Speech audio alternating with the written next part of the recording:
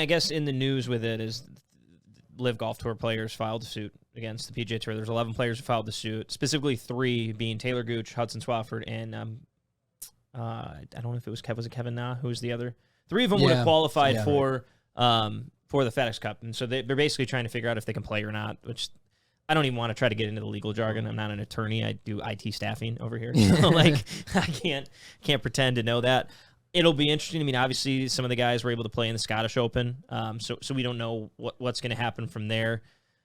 But there's probably going to be an announcement between the time of us recording this podcast and when we end up posting it, which to see, hey, what is going to happen on if these guys can play. And then there's a lot of other things kind of moving forward. But either way, I think there's different things that can come from it. Not to really cut you off, but no, I actually, this is the one thing I would say out of everything that has happened is that I got a pretty strong opinion on, because to me, this doesn't make sense whatsoever. Okay, yeah, let's hear. Like, so, I mean, you got all these guys left the tour, you know, they knew what they were doing when they were leaving the tour. They knew there was going to be repercussions for it. They wanted to, whatever their excuses was, they wanted to play less golf. They wanted to make more money, whatever that may be. Fine. I think everybody understood that. And whether the way you went about it, that was some of the issues that kind of laid at hand. But now to see all these guys back on this lawsuit saying, oh, they're not letting me play, like I should be allowed to play, like I did all this stuff, like yada, yada, yada. Like, no, there should be consequences for your actions, and you not being able to play the PGA Tour, like this is part of it. Like that's part of the deal. Like again, this is not me shitting on LIV or anything along those lines. But for these players, this lawsuit makes no sense. Like if it was just the 3 guys that wanted to play at FedEx, that's fine. We talked about that. We said like, okay, maybe there is no outline saying, hey, you can't play in this. But for all these guys like Bryson DeChambeau, who was out most of the year because of a hand injury, Patrick Reed, like all these guys that weren't going to qualify for the event, now you're back on this lawsuit because you want them to let you play wherever. Like, no, that's not how this works. And people are like, I got asked the questions like, you don't think they should be able to play wherever they want? No, like they signed a contract to go play LIV Golf. Mm-hmm. Like that's what it is. Like you didn't live up to the standards of what the PGA Tour is. Most of you resigned. So like why there should be no reason for you to take action. And kind of back to your Dustin Johnson comment, he was one of the few guys that did not put his name on this lawsuit because I think he knew the bed that he made and he's choosing to sleep in it. For sure. And all these guys just want to have the best of both worlds. It's like, dude, just pick one or the other. Yeah, you can't have both. And I agree with you actually. Like from a standpoint of like, I tend to disagree just because I'm that guy, but no, I agree. Like they knew what the repercussions were if they chose to do this.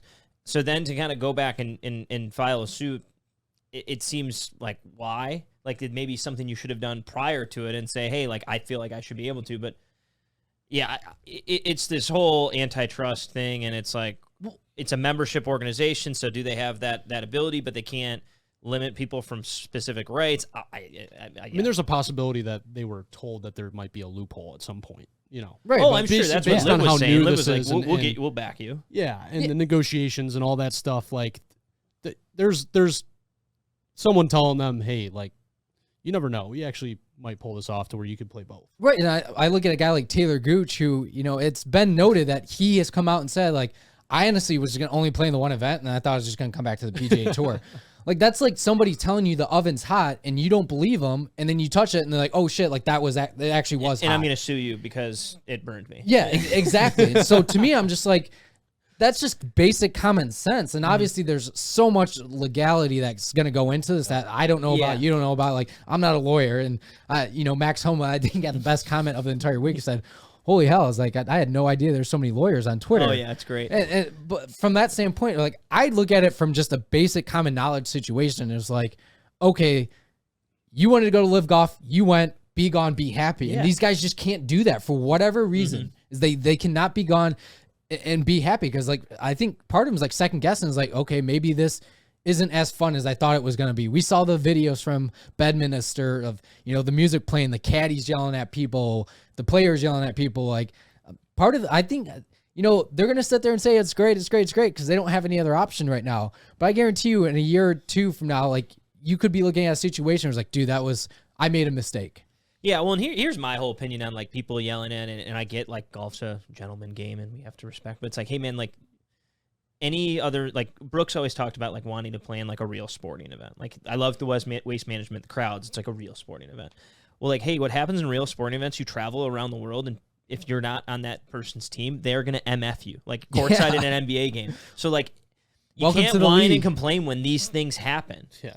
It's all out. The one thing, and we actually talked about Andy Ogletree and like, why did he ever do that? Now, the one thing, I was listening to another podcast, and they referenced it, and they were saying the issue, there's certain things where the PGA Tour might be in trouble with. And like, he's a good example because like, he only had conditional status on the Korn Ferry Tour.